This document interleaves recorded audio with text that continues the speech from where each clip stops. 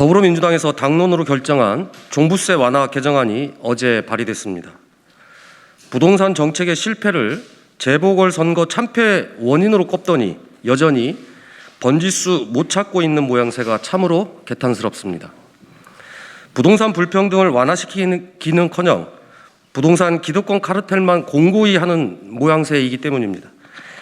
집권 여당이 민심에도 반하고 상식에도 반하고 조세주의에도 반하는 종부세 완화론을 당론으로 내걸었을 때 집값의 박탈감을 느끼는 서민들, 청년들, 무주택자들의 심정이 어땠겠습니까?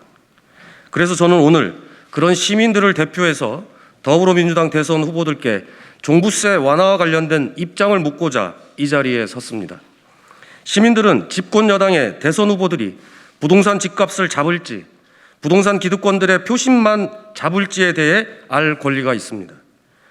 이재명 경기지사님, 비필수 부동산에 대한 세금 인상은 우리 사회 공동체를 위해 필요한 일이라며 국토보유세 도입까지 언급하셨습니다. 지당하신 말씀이십니다.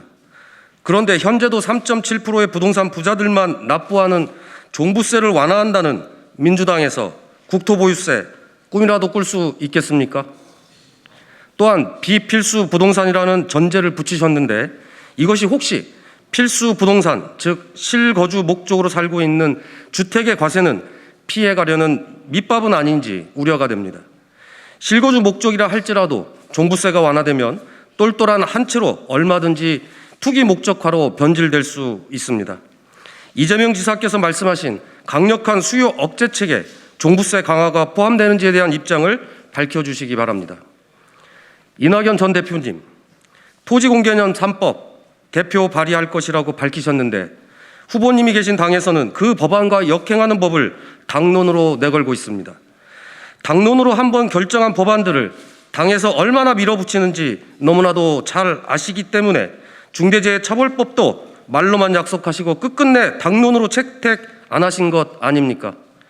토지 이득을 소수가 독점하는 것은 공정하지 않고 정의롭지 않다고 하셨습니다. 더불어민주당이 추진하는 종부세 완화야말로 토지 이득을 독점하는 이들 중 절반가량에게 세금까지 완화시키는 공정하지도 않고 정의롭지도 않은 법입니다. 종부세 완화에 대한 언급을 피하고 있는 것이 아니라면 지금 당장 명확한 입장을 밝혀야 할 것입니다. 정세균 전 총리님, 종부세 양도세 완화 방안에 대해 지금은 집값 안정이 우선이라며 반대 입장을 말씀하셨습니다. 환영하는 바이나 부동산 투기만 되레 조장하고 있는 민주당의 당론과는 대치되는 주장 아닙니까? 후보님의 생각에 역행하는 당론을 후보님의 당이 내걸고 있다면 보다 강력하게 저지함이 마땅합니다. 또한 세제는 가격 안정이 되는 시점에 추진하자라는 주장이 혹 선거 국면에 일시적으로 민심을 달래기 위한 용은 아닌지 묻지 않을 수 없습니다. 집값은 사회로부터 받는 교통, 교육 등 편익을 반영합니다.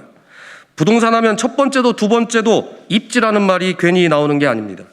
그 편익이 일정 기준을 넘어서는 부동산에 대해 과세를 통해 공평과세를 달성하고자 하는 것이 바로 종부세입니다. 단순히 투기꾼 잡는 세금이 아니라 우리 사회의 당연한 원칙입니다. 원칙의 조건이 달릴 수는 없습니다. 모호한 답변이 아니라 보다 확실하게 종부세는 결코 완화되어서는 안 된다는 답변을 기다리겠습니다. 결국 민주당의 당론법인 종부세 완화 개정법은 민주당의 대선 후보님들이 이야기하는 부동산 공약과 정확히 반대됩니다. 종부세가 이대로 완화된다면 결국 그 공약도 다 거짓 물거품이 되지 않겠습니까?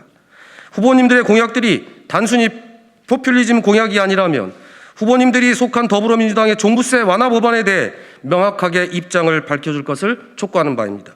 결코 공수표로 남발한 공약이 아님을 국민들 앞에 증명하시기를 바랍니다. 이상입니다.